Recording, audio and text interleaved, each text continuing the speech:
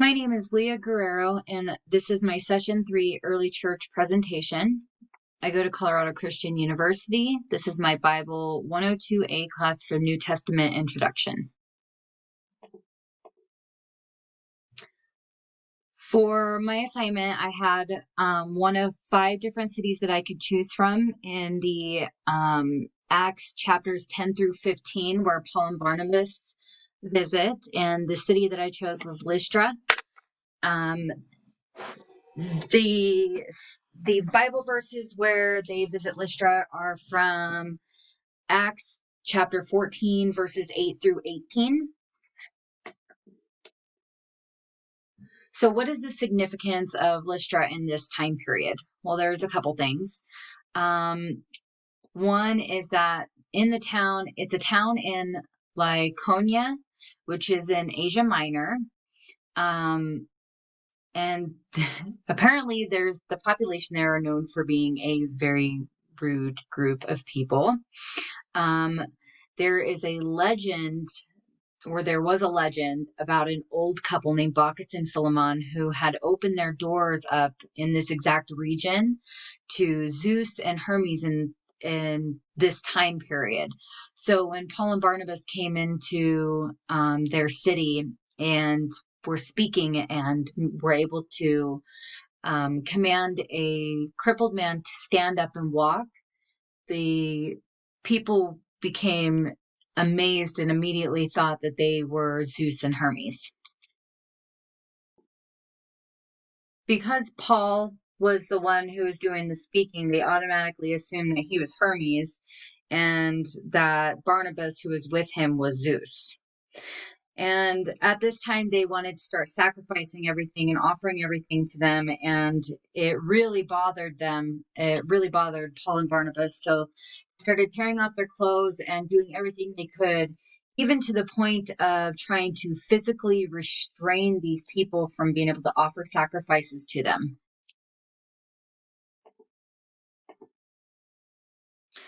So here I just want to cover what exact points actually happened in Lystra. There was the healing of the crippled man, the mistaken identities of Hermes and Zeus. Paul and Barnabas preached the gospel, and Paul gets stoned and almost to death.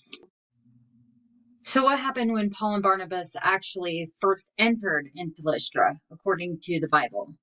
So Paul was speaking to a large group of people, and he noticed that there was a crippled man who was staring at him intently while he was speaking. And he looked back at him and noticed that he was faithful and that he was a believer. And so he told him very loudly, "Stand up on your feet." And when he did that and immediately started walking, the crowd became amazed. And when the crowd saw that he was able to command him onto his feet, when they had known that he was a crippled man, this is when they started calling Paul Hermes and Barnabas Zeus. It was because of the story of the legend that had already taken place in the town at the time, and because of their religious beliefs in that area already at the time that Paul and Barnabas were there to preach the gospel about to overturn, that these people believed this way.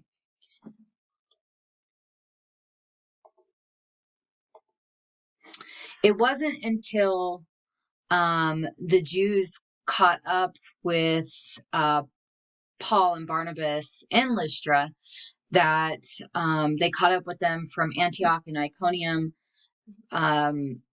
and they were able to persuade the crowds that Paul and Barnabas were telling the truth, that they weren't Hermes and Zeus, and in fact that they were telling them that they were imposters, and they were able to persuade the crowds at this point to stone Paul to death. And they did stone him, and to a point where they thought he was dead, and they dragged him outside the city. The disciples at that point all gathered around Paul, and he was able to stand back up on his own, and they went back into the city. After they went back into the city, the Bible goes on to say that they move into the next town, And then they do end up going back into Lystra for a second time and back into all the other cities for a second time as they're making disciples, creating more disciples for Jesus and spreading the good news.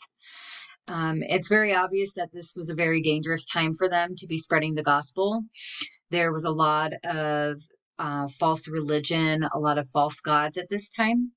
And so not only were they up against Judaism and the Jewish sect and the Jewish laws, and trying to break those religious habits, but then they were also up against a lot of Gnosticism and mysticism, and a lot of people weren't really sure whether or not to believe them or not. So it was very dangerous for them, because back then when they handled something that was uncomfortable, they handled it by stoning them or killing them. And a lot of believers and a lot of the apostles were actually sacrificed their own lives to preach the gospel of Jesus Christ. So it was a very dangerous and controversial time to be doing this, but they continue to do it anyways. And it is because of that that we have the gospel that we have today, and their letters in the Bible. And that was a quick glance at my references, but it will be uploaded along with this. So thank you.